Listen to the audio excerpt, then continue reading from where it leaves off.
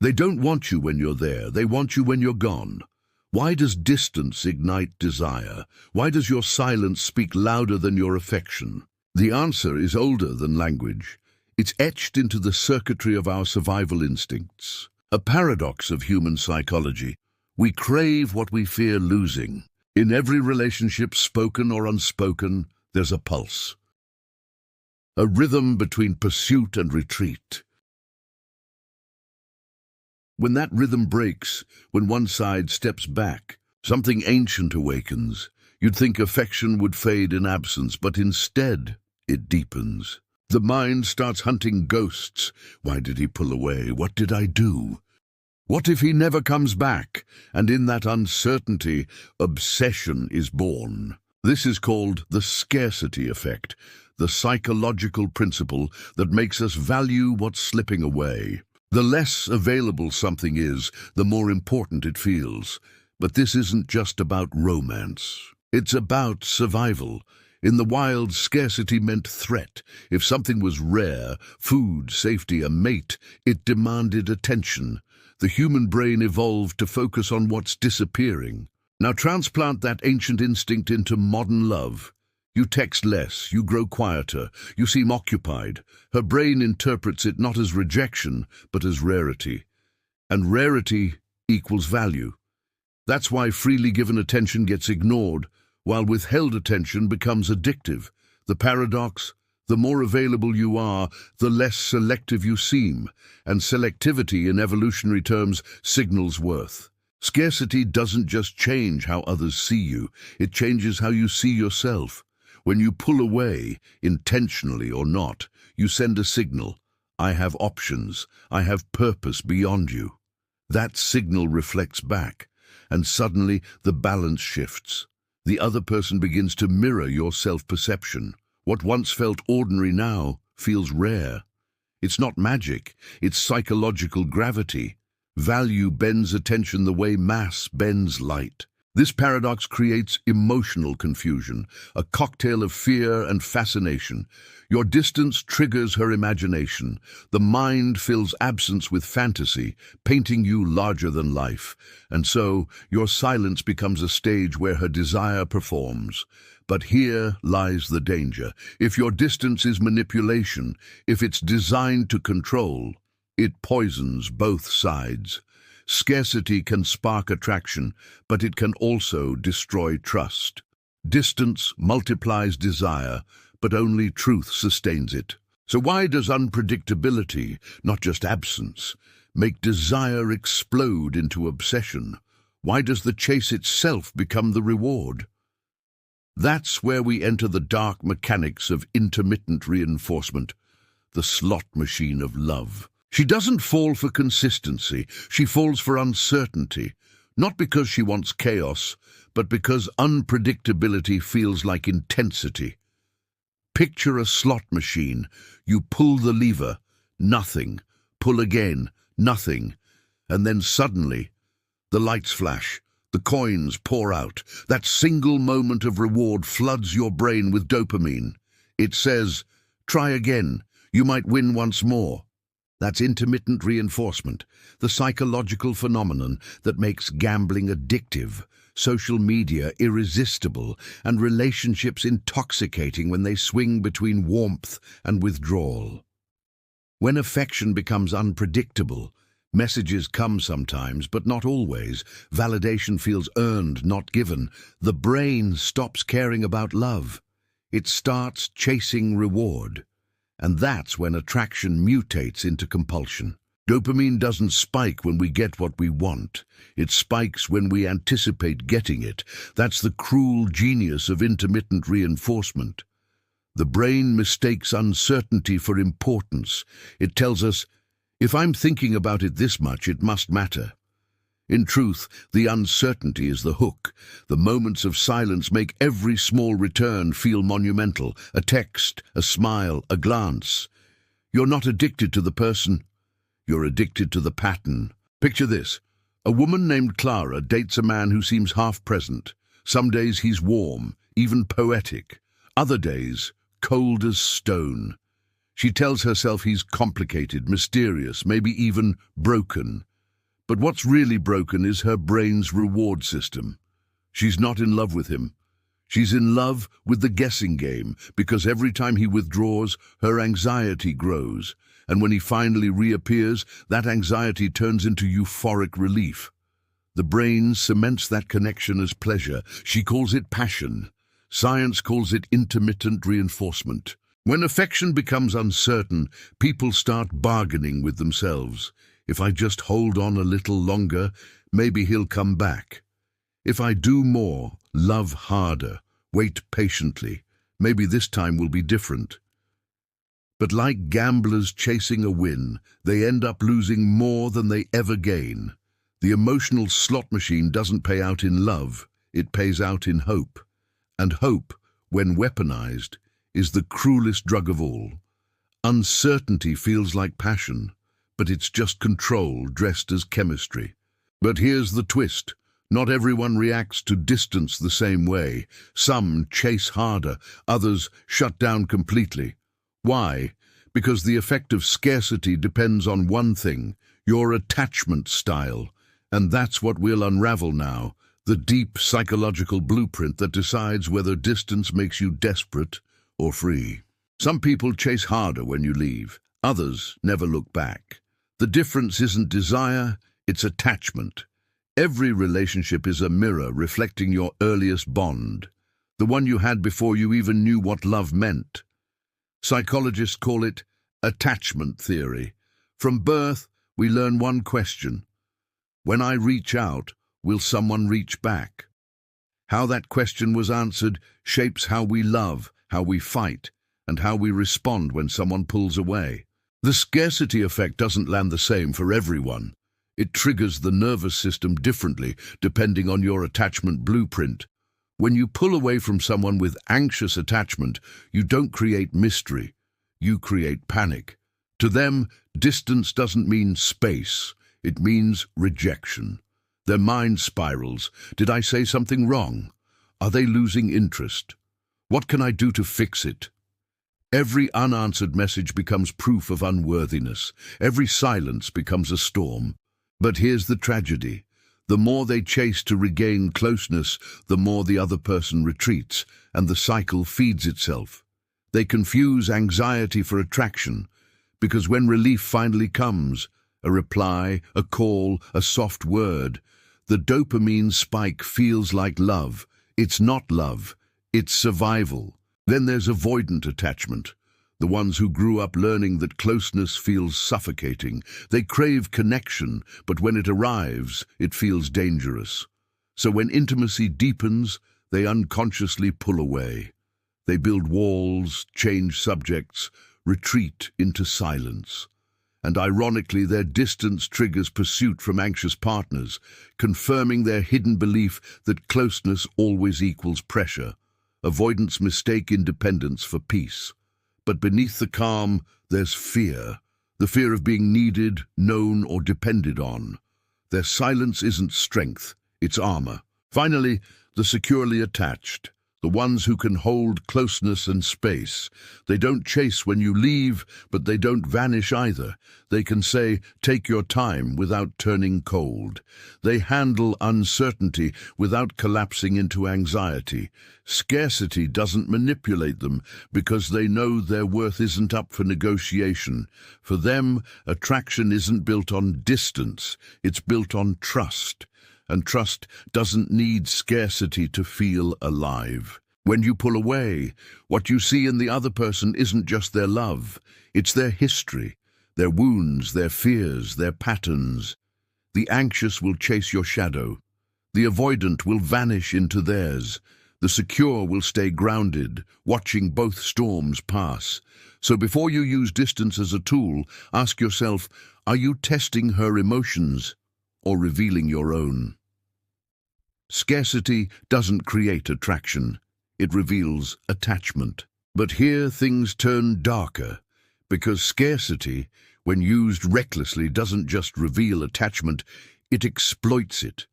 Some people learn to weaponize absence, to turn silence into control. In the next chapter we cross that moral line, into manipulation, ghosting, and the ethics of emotional power. Distance can heal, or it can destroy. The same silence that creates clarity for one can become torture for another. And that's where the line between scarcity and manipulation begins to blur. When you first learn that pulling away creates attraction, it feels like discovering fire. But fire doesn't care how you use it. It will warm you or burn everything you touch. Some people learn this principle and then twist it. They disappear not to gain perspective, but to gain control. They weaponize attention, giving it, taking it, rationing it like oxygen. They create emotional famine, then toss crumbs of affection to keep you crawling back. It's not seduction, it's conditioning. Manipulation thrives on imbalance. One person becomes the scarce resource, the other becomes the seeker. Every time you wait by your phone, every time you wonder, what did I do wrong? Power shifts. The manipulator's silence becomes a leash, invisible but tight. This dynamic mimics intermittent reinforcement in its cruelest form, a calculated rhythm of rejection and reward. Enough warmth to keep you hooked, enough coldness to keep you insecure. It's not love, it's control disguised as desire. In modern dating, scarcity often wears the mask of ghosting. People vanish mid-conversation, mid-connection, claiming later they just needed space. But true space heals. Ghosting wounds, because when someone disappears without explanation, they don't just withhold attention, they steal closure. The brain, wired for resolution, spirals to fill the void. You start replaying every word, every look, trying to find what went wrong, and the silence becomes its own punishment. What makes ghosting so psychologically cruel isn't the absence of the person, it's the absence of meaning. So what separates healthy scarcity from manipulation? Intent. If your distance is born from self-respect, a need for clarity, boundaries, or balance, it creates peace. If it's born from control, a need to punish, test, or provoke, it breeds chaos. Healthy space says, I need to return to myself. Manipulative space says, I want you to suffer until you chase me. The behaviors look similar, the energy behind them does not. There's a better way to use scarcity, one that doesn't rely on pain. You can step back without vanishing. You can create desire without cruelty. You can pull away without playing God. The secret is transparency, telling the truth behind the distance. I need time to think. I'm overwhelmed right now. I care about you, but I need to reset my focus. When absence is paired with honesty, it doesn't create confusion, it creates respect. Scarcity becomes toxic the moment it stops being honest. But if honesty is the cure, how do you actually use distance in a way that strengthens attraction instead of shattering trust? How do you make space feel like power, not punishment? In the next chapter, we move from theory to practice into the art of ethical withdrawal, where silence becomes self-mastery. Distance doesn't have to be punishment. Sometimes it's preservation, but there's a way to pull away that builds respect instead of resentment, a way to reclaim your power without turning cold. True power isn't in how much attention you can withhold. It's in how calmly you can redirect it. When you pull away with integrity, you're not playing a game. You're setting a rhythm that protects your peace and tests compatibility. You're saying silently, I am still here, just not available on demand. That subtle difference changes everything. It shifts the dynamic from manipulation to maturity. Distance used wisely isn't rejection, it's recalibration. People often think attraction is about how much you give. But real attraction thrives on what you preserve, your time, your focus, your inner silence. When every text, every emotion, every thought revolves around someone else, you stop being a person, you become a reflection. Pulling away then becomes an act of returning home, to your routine, to your body, to your purpose. Because purpose is magnetic, and distance charged with direction doesn't repel, it draws. The moment you stop orbiting someone, they feel the absence of your gravitational pull, not because you disappeared, but because you re-entered your own life. Silence creates fear. Space creates clarity. One is punishment, the other is pause. When you choose to step back, say something, even something simple. I need time to clear my head. I've been too reactive lately, I just need to slow down. I'm not leaving, I'm recalibrating. Those words disarm anxiety before it starts. They transform distance from a threat into an act of emotional maturity. Remember, honesty doesn't weaken mystery, it refines it. It tells the other person, my boundaries are real, but they're not a weapon. 3 rules of respectful distance. Rule 1, don't create confusion. You owe the truth, even if it's brief. Silence breeds assumptions, and assumptions breed insecurity. Rule 2, don't vanish to provoke emotion. That's not scarcity, that's cruelty disguised as strategy. Rule 3, don't chase after pulling away. Your silence means nothing if you're still checking their every move. Distance only works when it's anchored in discipline. If your pull-away is just another test, it will collapse under its own deceit. Imagine Daniel, tired of being taken for granted. He decides to step back from his partner, not to punish her, but to refocus. He stops texting constantly. He starts waking early, reading, lifting, thinking. He becomes quieter, but not cold. And slowly, she feels it. Not the absence of attention, but the presence of self. The man she once ignored becomes intriguing again, not because he's distant, but because he's centered. That's the essence of ethical withdrawal. You're not disappearing from her world, you're rebuilding your own.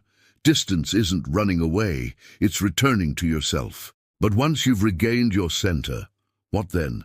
Do you return? Do you reconnect? Or do you realize the distance revealed something deeper? That scarcity, when honest, changes not just attraction, but you. In the final chapter, we bring it full circle to understand how reclaiming space transforms desire into freedom. At first, you pulled away to be wanted. Now, you pull away to be whole. Because real power isn't found in how many chase you, it's found in how deeply you belong to yourself. When you first discovered the scarcity effect, you saw it as a tactic, a way to ignite desire, to turn indifference into longing. But distance used consciously evolves from manipulation to mastery. It stops being about control and becomes about energy management. Scarcity isn't about pretending you're rare. It's about realizing you are. Because when you start valuing your time, your attention, your emotional presence, you stop giving it to those who haven't earned it. And paradoxically, that's when people feel your worth the most. The world doesn't respect those who shout their value. It respects those who quietly embody it. In the early stages, scarcity makes others chase you. In the higher stages, it makes you stop chasing anyone. That's the real transformation, when your sense of worth stops depending on response. The moment you stop needing validation from someone's attention, you break free from the very mechanism that used to control you. You become scarce not by playing hard to get, but by being hard to replace. And that changes everything. Because people can feel when your energy isn't seeking approval. They sense that your focus has turned inward, toward growth, creation, purpose. That kind of scarcity isn't a trick, it's truth. Let's return to Clara, the woman from chapter 2, the one who fell in love with uncertainty. Months later, she's learned something different. She no longer waits for messages that never come. She's built her own rhythm, work, art, stillness. Now, when someone pulls away, she doesn't panic. She observes. She decides if that distance serves her peace or disrupts it. The same pattern that once enslaved her now sets her free. She's learned the sacred lesson. What you chase controls you. What you embody attracts you. Scarcity is no longer external, it's internal, born from the boundaries that protect her energy. Love doesn't die from too much closeness. It dies from predictability.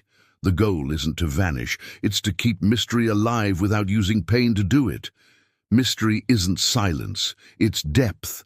It's showing that no matter how much someone knows you, there's always more to uncover, because you're still growing, still unfolding, still exploring. That's the beauty of healthy scarcity. You stay available, but never empty. Present, but never dependent. Loving, but never lost. Be scarce not by withdrawal, but by evolution. Because when you evolve, your absence becomes irrelevant. Your energy speaks louder than your presence ever could. Scarcity began as a trick of the mind, a psychological glitch. But reclaimed, it becomes something divine, the discipline to protect what's sacred. Yes, when you pull away, people might desire you more. But the real victory is when you no longer need them to. Because desire fueled by scarcity fades, but desire fueled by self-worth endures. You were never meant to chase nor to hide. You were meant to stand still so the right ones could find you in your silence. The chase is over, not because you won, but because you finally stopped playing. Scarcity began as a shadow that followed your every connection. Now, it becomes your teacher, revealing the deepest truth of desire. You never had to be wanted to be worthy. Every game built on scarcity eventually collapses under its own emptiness. You can only pull away so many times before the silence becomes predictable. You can only spark longing so often before it turns into exhaustion. Because no matter how cleverly you control distance, if connection isn't rooted in truth, it rots. When love becomes a performance of absence, you stop being human and start being a mirror reflecting someone else's insecurity. The scarcity effect was never meant to replace intimacy. It was meant to expose what blocks it. The moment you realize that, the game dissolves, and something quieter, truer, begins. Desire at its core is sacred energy, wild, untamed, and honest. Scarcity only amplifies it temporarily, but authenticity sustains it eternally. When you stop chasing validation, you begin to notice something extraordinary. The people drawn to your energy are no longer feeding on your absence. They're resonating with your wholeness. Distance no longer creates longing. Depth does. You stop using silence to provoke emotion and start using presence to inspire respect. That is the evolution of desire, from control to curiosity to connection. True power was never in making others need you. It was in mastering your own need. You no longer beg for attention. You embody attention. Your life becomes full of purpose, of stillness, of movement, and that fullness makes you magnetic without effort. Ironically, when you no longer seek to be scarce, you become so. Because wholeness is the rarest energy of all. No one can replicate it, no one can chase it, they can only respect it. That's when the scarcity effect ceases to be a weapon and transforms into wisdom. We're all haunted by one primal fear, not being enough. Scarcity preys on that fear. It manipulates it, feeds it, monetizes it. But freedom comes when you stop negotiating your worth with anyone's attention, when you no longer confuse love with anxiety, when your silence no longer hides pain but holds peace. You realize that the opposite of scarcity isn't abundance, it's security, knowing that even if they never return, you'll still be whole. Picture this, the same person who once begged for validation now sits alone at sunrise, phone face down, heart steady. They don't need to text, to chase, to prove. They've learned the quiet power of self-containment, and in that stillness, someone new appears, drawn not by absence but by presence, not because of the distance they created, but because of the peace they radiate. That's how the story ends, not in pursuit, but in peace. The real scarcity isn't your attention, it's your inner peace. Protect it like gold. Scarcity was never the villain. It was a mirror, showing where you gave too much of yourself away. And now you see it for what it always was, a teacher in disguise. You no longer pull away to be desired. You pull away to stay aligned, because when you master scarcity, you master yourself. And when you master yourself, love, desire, connection, they all return on their own, not out of need, but out of recognition.